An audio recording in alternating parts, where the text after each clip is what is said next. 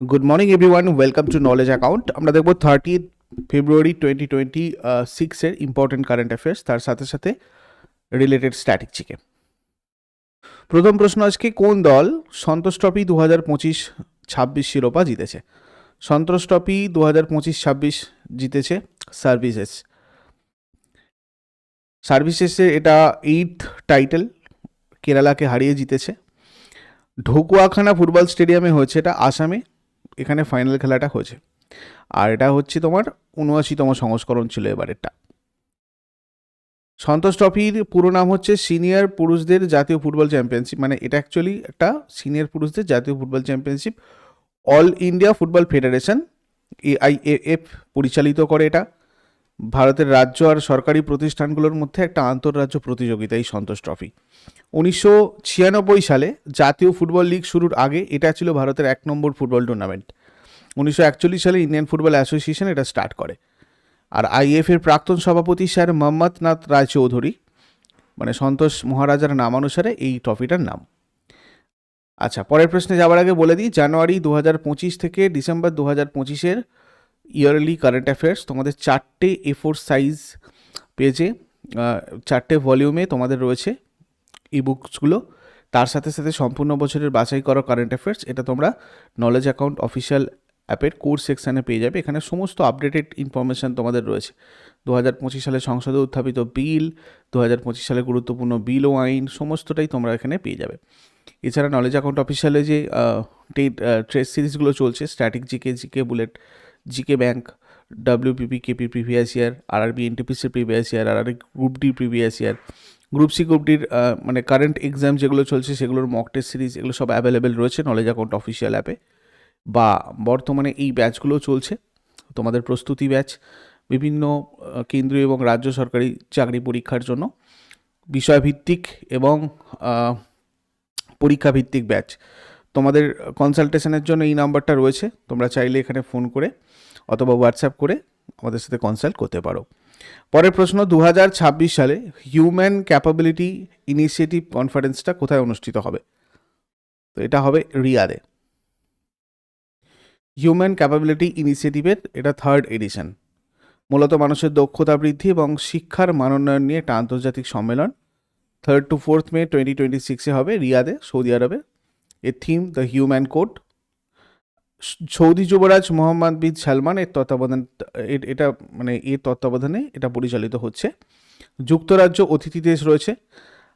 Saudi vision 2030 সফল করা, তেলের ওপর নির্ভরতা কমিয়ে জ্ঞানভিত্তিক অর্থনীতি তৈরি করা, আর ভবিষ্যৎ কাজের বাজারের জন্য দক্ষ জনশক্তি গড়ে তোলা, এটাই হচ্ছে উদ্দেশ্য। এরপরে 4 স্টার্স অফ ডেস্টিনি, এই বইটা কার আত্মজীবনী? 4 stars of destiny general Manoj Mukund নরভানের আত্মজীবনী এটা। 4 stars of destiny and autobiography, লেখক জেনারেল মনোজ মুকুন্দ নরভানে, ভারতীয় সেনাবাহিনীর 28তম প্রধান ছিলেন ইনি। এরপর 2026-27 অর্থবর্ষের জন্য উত্তরপ্রদেশের বাজেটের মোট বরাদ্দের পরিমাণ কত? 9.13 লক্ষ কোটি। উত্তরপ্রদেশ সরকার এবার এই 9.13 লক্ষ কোটি টাকার বিশাল একটা বাজেট পেশ করেছে। গত বছরের তুলনায় বাজেট বরাদ্দ 12.2% বেড়েছে। অর্থমন্ত্রী সুরেশ খান্না বর্তমানে। 16তম অর্থ কমিশনের সুপারিশ মেনে রাজস্ব ঘাটতি 3%-এর মধ্যে রাখা হয়েছে, আর এই লক্ষ্যমাত্রা 2030-31 সাল পর্যন্ত কার্যকর থাকবে। শৃঙ্খলাপরায়ণ আর্থিক ব্যবস্থাপনা আর ঋণের উপর নিয়ন্ত্রণ বজায় রাখা এবারের মূল লক্ষ্য রাখা হয়েছে ইউপির বাজেট। আর মোট বাজেটের 12.4% শিক্ষার ক্ষেত্রে অ্যালোকেশন করা হয়েছে, এগ্রিকালচারের ক্ষেত্রে 9% অ্যান্ড হেলথের ক্ষেত্রে 6% বরাদ্দ করা হয়েছে। এরপর ভারতের প্রথম মেলোডি রোড, গান গাওয়া রাস্তা কোথায় তৈরি করা হচ্ছে? এটা তৈরি করা হচ্ছে মুম্বাই।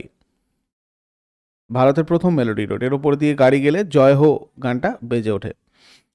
মুম্বাইয়ের কোস্টাল রোডে নরিম্যান পয়েন্ট থেকে ওরালি যাওয়ার পথে টানেল থেকে বেরোনোর ঠিক পরে এটা হয়।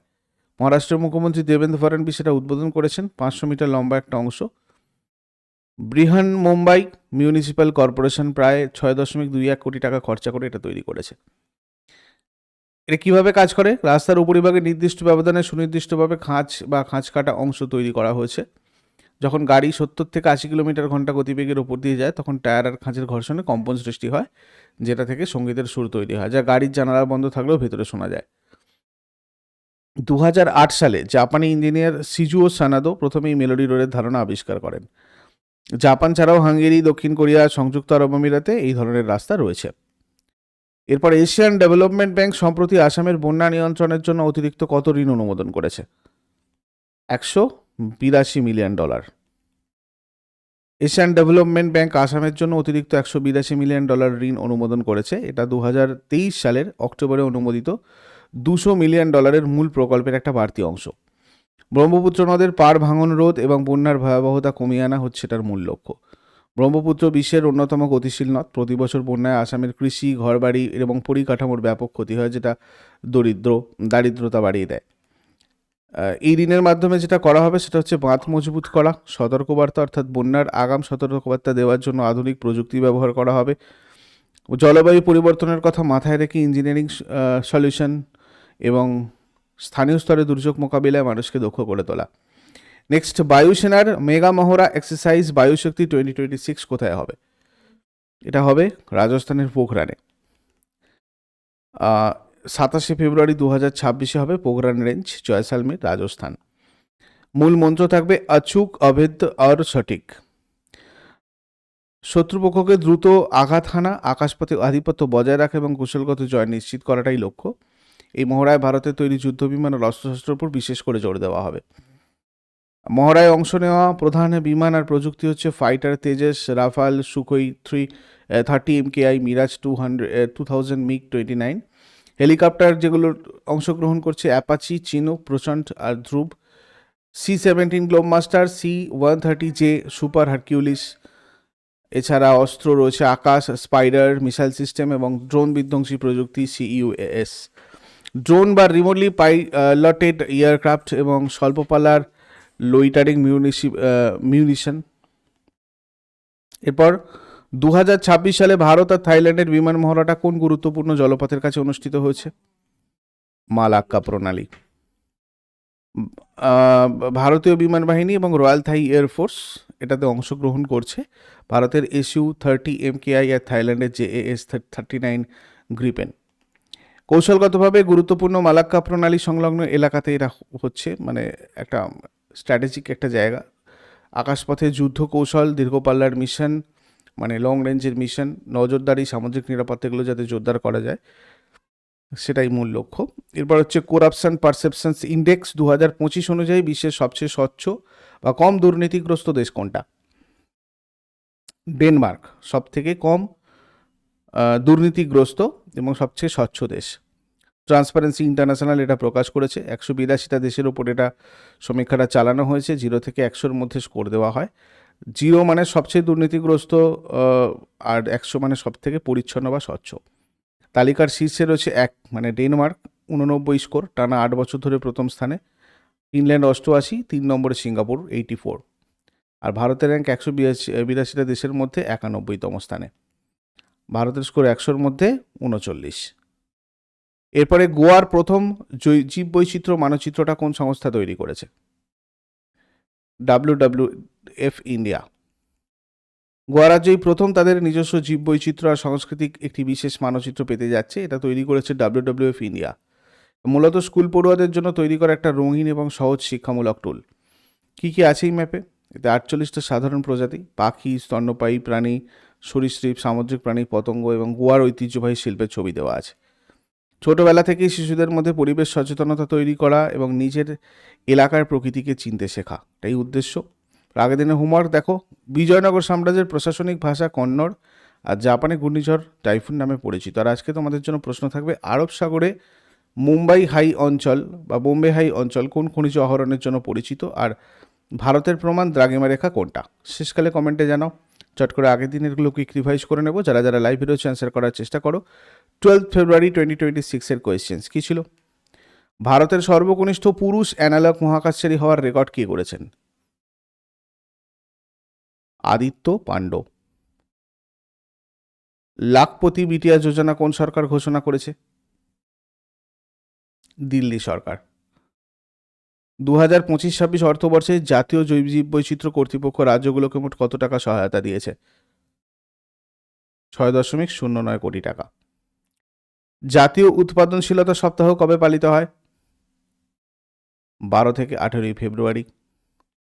2026 সালে অনুষ্ঠিত বায়োফ্যাক জার্মানি মেলায় কোন দেশকে কান্ট্রি অফ দ্য ইয়ার হিসাবে সম্মান জানানো হয়েছে?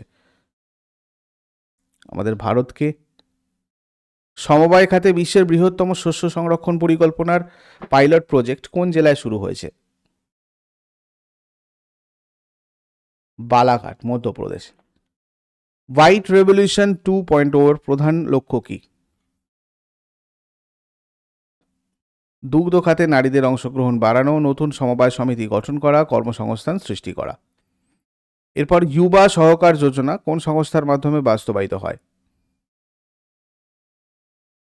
NCDC।